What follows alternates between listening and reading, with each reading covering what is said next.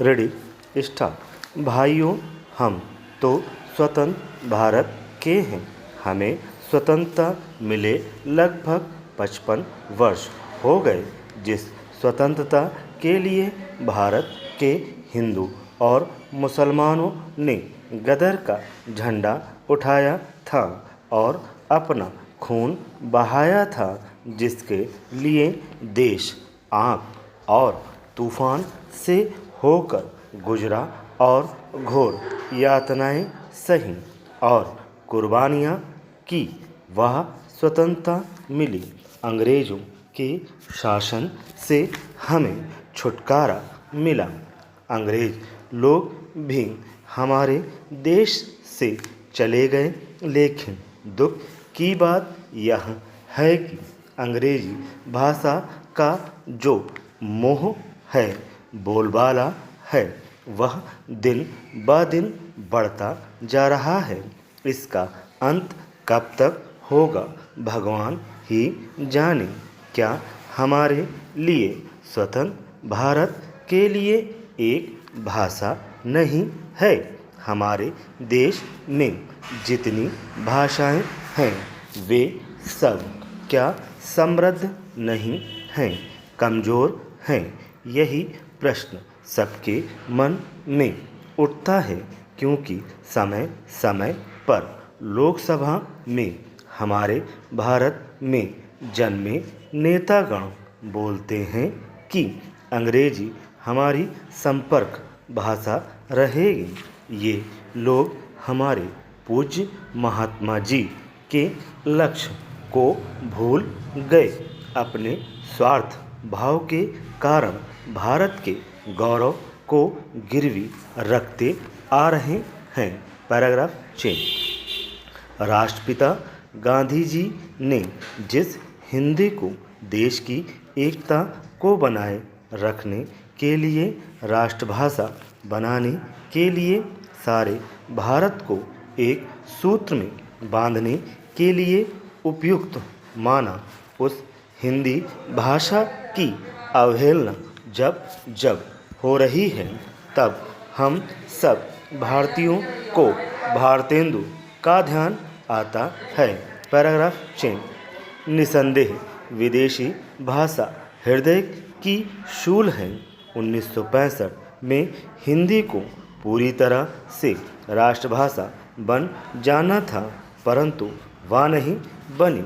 राजभाषा के संदर्भ में गठित खेर आयोग और पंत समिति के अनुसार 1963 में बनाए गए राजभाषा अधिनियम में यह व्यवस्था दी गई कि अंग्रेजी 1965 के बाद भी राजभाषा रहेगी।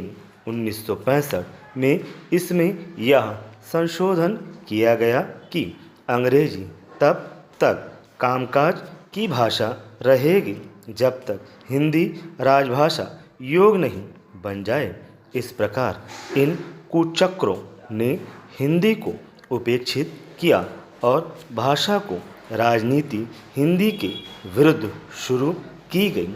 अब भारत में अधिकांश तथा सारा कामकाज अंग्रेजी में हो रहा है। भारत की सारी सोच अंग्रेजी में है।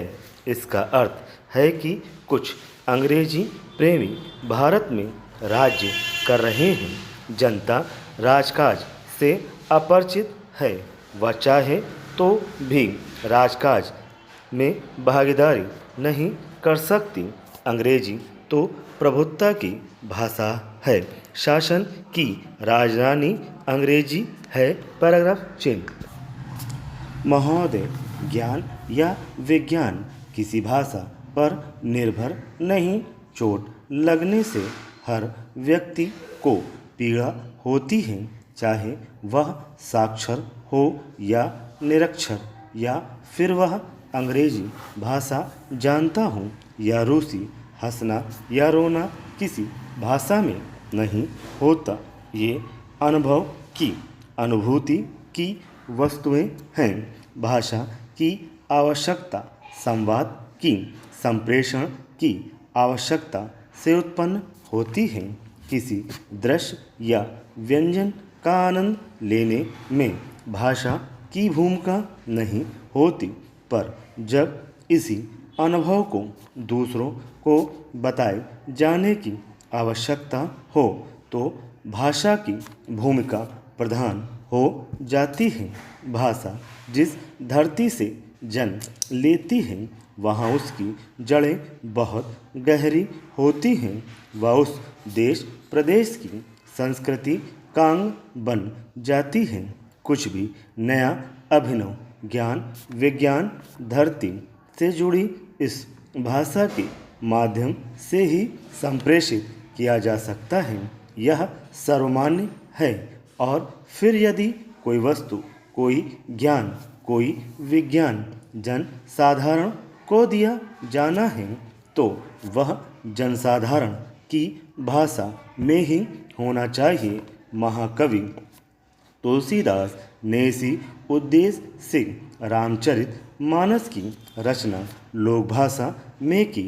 बुद्ध को जो ज्ञान प्राप्त हुआ उसे संस्कृत भाषा के माध्यम से नहीं तत्कालीन जन साधारण की भाषा पाली के माध्यम से लोगों तक पहुंचाया ताकि अधिकाधिक लोगों तक इसका लाभ पहुंचे। हिंदी के संदर्भ में भारतेंदु हरिश्चंद्र ने कहा था, निज भाषा उन्नति अहम सब उन्नति का मूल्य। Paragraph change. हिंदी हमारे देश की जनसाधारण की भाषा है जो यहीं जन्मी यहीं पनपी। यह बहुसंख्यकों की भाषा है। यह राजभाषा भी है। सरकार की राजभाषा नीति भी यह कहती है कि हिंदी का प्रयोग क्रमिक रूप से विकास करता रहे ताकि शासन प्रशासन में न्याय और विधि में ज्ञान विज्ञान में गोपनीयता जैसी कोई बात नहीं हो, पारदर्शिता आए और वह जनसाधारण के लिए ग्राह्य हो। प्रौद्योगिकी शिक्षण के क्षेत्र में देश का अग्रणी संस्थान होने के नाते हम पर यह दायित्व है कि हम प्रौद्योगिकी के विस्तार को ज्ञान विज्ञान को जनसाधारण तक जनभाषा में ही पहुँचाएं और साथ ही सरकार की राजभाषा नीति के कार्यान्वयन में भी योगदान करें। इसी उद्देश्य से हम अपनी हिंदी विज्ञान पत्रिका जिज्ञासा द्वारा विद्वान लेखकों के हिंदी में मूल रूप से लिखे लेख आप तक पहुंचाते रहे हैं। इसी चेष्टा की एक कड़ी थी गत वर्ष संस्थान में केंद्रीय सचिवालय हिंदी परिषद के सहयोग में आयोजित हिंदी गोष्ठी। Paragraph change. महोदय, भारत सरकार की 1986 में घोषित राष्ट्रीय शिक्षा नीति एवं राजभाषा विभाग के आदेशों के अनुसार अब हिंदी भाषी क्षेत्रों के वैज्ञानिक एवं तकनीकी संस्थानों में भी उच्च स्तर तक शिक्षा एवं प्रशासनिक कार्यों का माध्यम हिंदी होना आवश्यक है। किंतु फिर भी कई संस्थानों में अभी भी शिक्षण में और प्रशासन में हिंदी का प्रयोग वांछित मात्रा में नहीं हो रहा है। कई संस्थानों में अभी अंग्रेजी के अशुलिपिक और अंग्रेजी के टंकंग भर्ती किए जा रहे हैं। उनके सामान्य प्रकार के फार्म भी केवल अंग्रेजी में ही छप रहे हैं और मिसलों पर टिप्पणियां भी हिंदी में कम ही देखने को मिलती हैं। अतः यह आवश्यक है कि कुछ ऐसी व्यवस्था की जाए जिससे कि सरकारी नीति का अनुपालन सुनिश्चित किया जा सके। Paragraph change. भारत सरकार के मंत्रालयों विभागों संबद्ध तथा अधीनस्थ कार्यालयों और निगमों आदि में हिंदी के प्रयोग संबंधी आदेशों का कार्यान्वयन सुनिश्चित करने के लिए राजभाषा कार्यान्वयन समिति का गठन किया गया